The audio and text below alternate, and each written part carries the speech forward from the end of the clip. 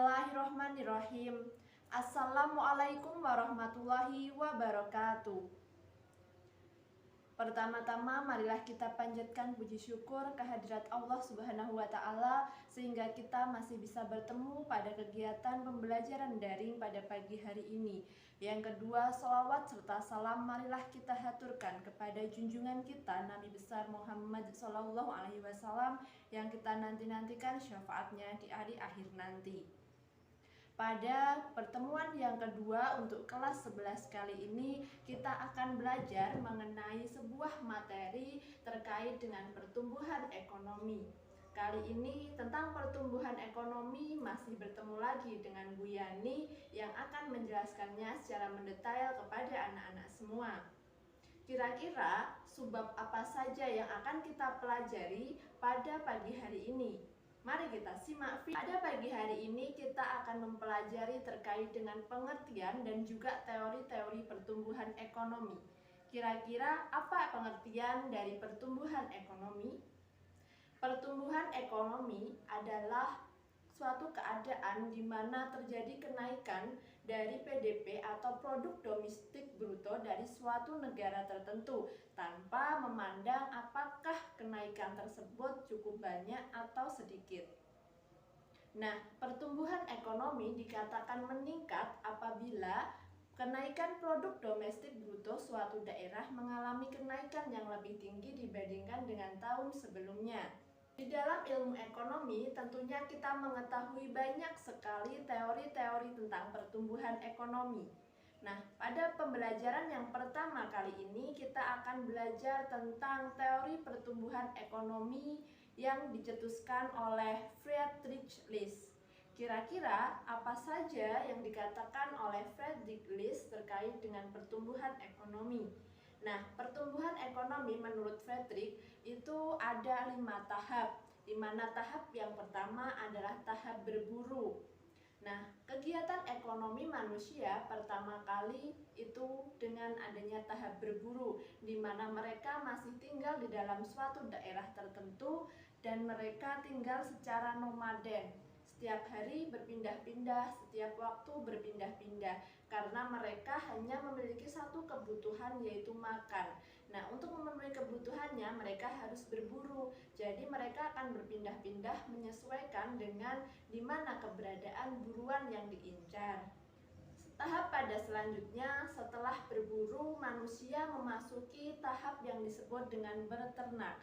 Nah, pada tahap berternak ini mereka sudah mulai tinggal di suatu tempat. Mereka tinggal di suatu tempat dan menetap di tempat tersebut. Untuk memenuhi kebutuhan mereka, karena mereka sudah tidak berburu lagi, mereka mulai menernak hewan-hewan yang kiranya bisa mereka makan. Selanjutnya manusia mengalami tahap ekonomi yaitu bertani. Setelah mulai beternak, mereka merasa bahwa memerlukan makanan selain dari hasil buruan. Maka mulailah mereka untuk bertani. Karena sudah tinggal di suatu daerah, mereka lama-kelamaan memutuskan untuk bertani di daerah tersebut. Mereka menghasilkan bahan pangan untuk kebutuhan mereka sendiri. Nah, disinilah mereka mulai membentuk sebuah kelompok yang lama-kelamaan akan disebut dengan perkampungan atau pedesaan. Tahap yang selanjutnya setelah mereka bertani, mereka mulai melakukan tahap yang disebut dengan bertani kombinasi kerajinan. Nah, tentunya dalam bertani mereka menemukan kendala-kendala sebagai manusia. Misalkan untuk mencangkul tidak bisa menggunakan tangan kosong saja, maka mereka mulailah berkerajinan, mulailah membuat cangkul, mulailah membuat aneka alat-alat untuk kegiatan bertani secara tradisional.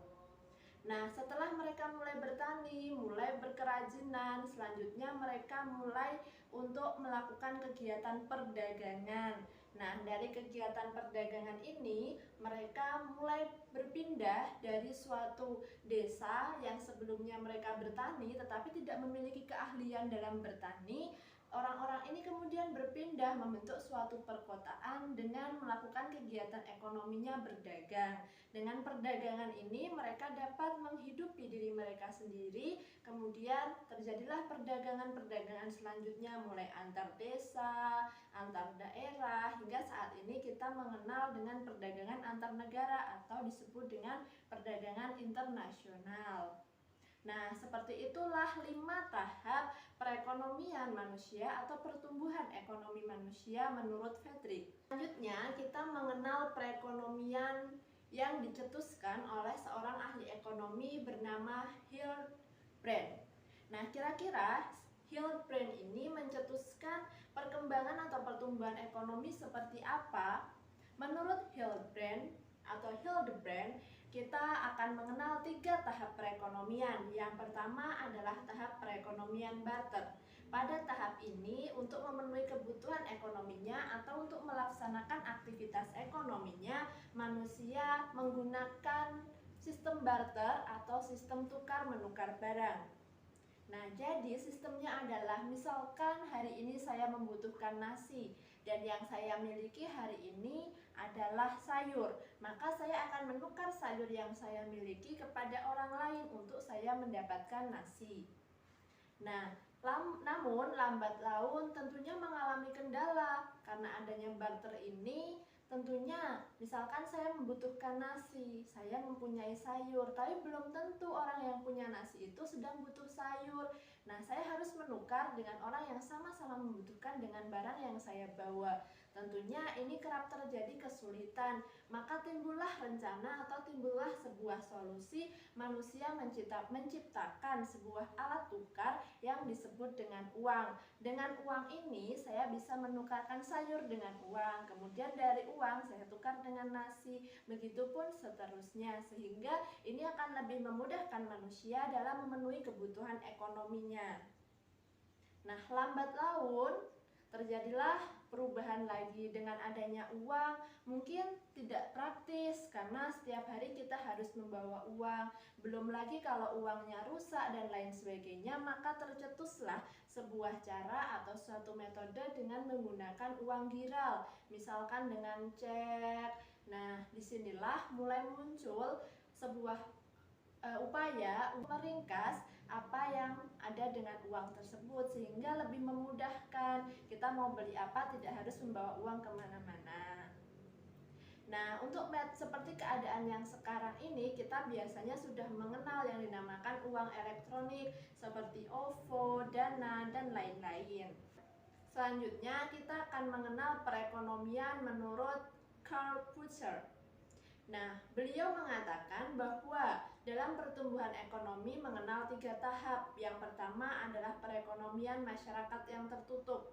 Maksudnya apa? Pada masa awal manusia mulai mempelajari tentang bagaimana aktivitas ekonomi mereka. Mereka melakukan kegiatan ekonomi dengan membentuk masyarakat kecil. Dari masyarakat kecil tersebut mereka saling memenuhi kebutuhan masing-masing, tetapi tidak melakukan transaksi keluar. Jadi seperti membentuk sebuah perkampungan sendiri, memenuhi kebutuhan mereka sendiri dan tidak mengadakan transaksi dengan orang lain atau dengan kelompok lain. Masyarakat tertutup tentunya ada orang-orang tertentu yang tidak memiliki keahlian dalam menciptakan barang-barang yang dibutuhkan oleh masyarakatnya sendiri. Lama-kelamaan mereka tersisih. Nah, mereka yang tersisih ini kemudian membentuk suatu kelompok sendiri di perkotaan dengan melakukan kegiatan ekonomi utamanya adalah perdagangan. Disinilah awal mula dari munculnya perkotaan.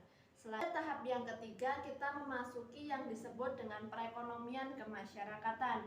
Perekonomian kemasyarakatan ini akan membentuk suatu perekonomian di mana masyarakat kota dengan masyarakat desa saling bertransaksi untuk memenuhi kebutuhan mereka.